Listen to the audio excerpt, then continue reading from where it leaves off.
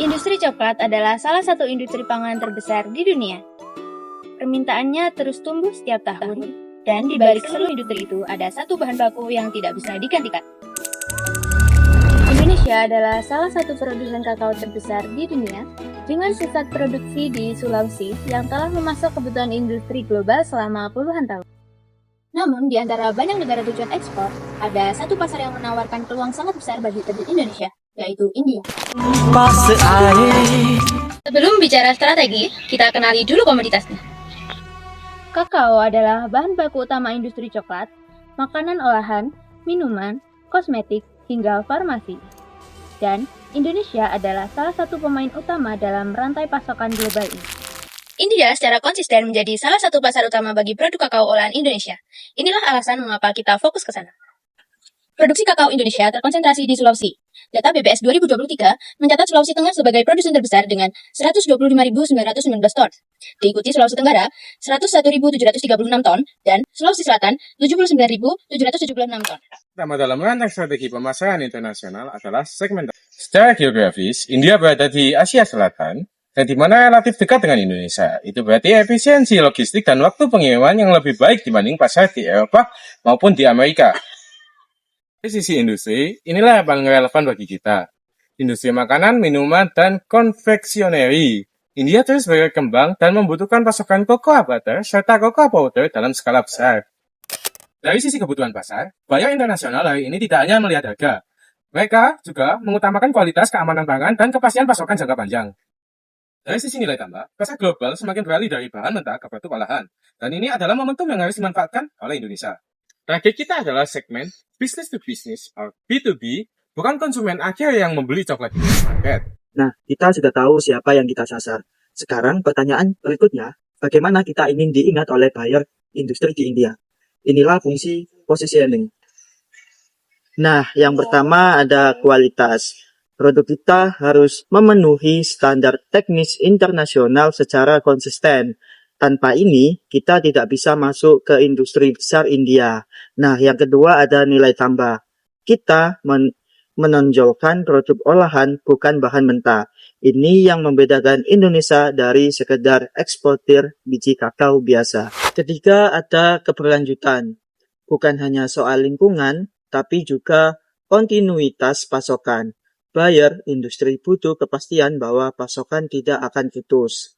Nah, positioning yang kuat membangun kepercayaan jangka panjang, dan kepercayaan itulah yang membuka pintu kontrak keberlanjutan dengan industri India. Positioning tadi kita operasionalkan lewat marketing mix 4P. Nah, yang pertama ada produk. Produk utama yang kita tawarkan ke India adalah cocoa butter dan cocoa powder, bukan biji mentah. Keduanya memiliki nilai tambah jauh lebih tinggi dan langsung dibutuhkan industri pengolahan. Nah, yang kedua ada price. Harga ditetapkan kompetitif mengikuti kondisi pasar kakao internasional yang fluktuatif. Kuncinya ada di efisiensi industri pengolahan dalam negeri. Semakin efisiensi prosesnya, semakin kompetitif harga yang kita bisa tawarkan. Yang ketiga ada place. Distribusi dilakukan melalui jaringan perdagangan internasional langsung ke importir dan industri pengguna di India. Kedekatan geografis Indonesia-India adalah keunggulan logistik yang nyata dan harus dimanfaatkan. Kemitraan rantai pasok jangka panjang menjadi tulang punggung distribusi ini. Terakhir ada promotion. Kegiatan promosi diarahkan melalui pameran dagang internasional, forum bisnis B2B, dan platform digital. Pesan yang dikomunikasikan fokus pada 3 hal. Yang pertama ada kualitas produk, sertifikasi internasional, dan komitmen pasokan keberlanjutan. Nah, keempat elemen ini harus bekerja terintegrasi, tidak bisa berdiri sendiri-sendiri. Semua harus selaras dan saling menopang. Nah, strategi-strategi yang sudah dibahas tadi bukan merupakan suatu cerita yang mudah, melainkan banyak sekali tantangan-tantangan yang harus kita hadapi di lapangan. Nah, tantangan yang pertama merupakan persaingan global. Pantai Gading dan Ghana masih merajai produksi kakao dunia dengan volume dan produktivitas yang jauh lebih tinggi daripada. Yang kedua, adanya regulasi internasional yang terus berubah. standar keamanan pangan, kemudian kebijakan perdagangan bisa berubah sewaktu-waktu. Sehingga ini tuh bisa langsung mempengaruhi daripada akses produk kita ke pasar India.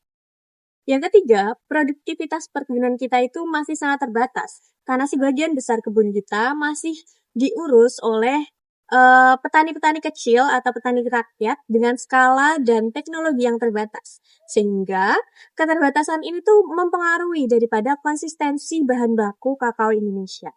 Yang keempat, masih ada ketergantungan daripada petani-petani kita menjual komoditas dalam bentuk bahan baku atau biji mentah.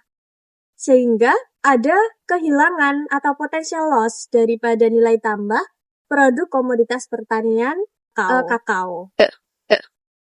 Nah, strategi yang dapat kami lakukan untuk menjawab tantangan tersebut ada 5 rumusan langkah strategis. Yang pertama, peremajaan tanaman dan teknologi budidaya untuk menjaga konsistensi dari tanaman kakao diperlukan. Yang kedua, akselerasi hilirisasi produk olahan dengan menjual kakao dalam bentuk produk olahan, bukan biji kakao mentah. Yang ketiga, standarisasi dan sertifikasi internasional menjadi hal wajib agar bisa diterima oleh pasar internasional. Kontrak jangka panjang dengan industri langsung di India juga diperlukan. Penguatan fondasi digital dengan digital marketing dan promosi langsung ke forum B2B. Nah, kesimpulannya, Indonesia ini mempunyai kapasitas produksi dan industri pengolahan yang terus berkembang. Sedangkan India mempunyai permintaan besar dan terus bertumbuh. Dan segmentasi yang tepat, targeting yang tepat ke industri B2B di India, kemudian dilakukannya positioning produk yang kuat, dan 4P yang terintegrasi, peluang kita dalam memenuhi permintaan di pasar India ini bisa dimaksimalkan. Ya memang tantangannya itu nyata, tapi ada strategi-strategi yang bisa kita lakukan secara konsisten untuk menutup atau mengurangi daripada potensi dan resiko dari tantangan-tantangan yang ada. Ruang untuk kita terus berkembang itu masih terbuka dengan luas. Indonesia punya bahan bakunya, dan industri ini sangat menarik dan berkembang secara nyata. Yang tersisa adalah bagaimana kita menyusun strategi yang tepat untuk mengeksekusi peluang-peluang yang ada secara konsisten.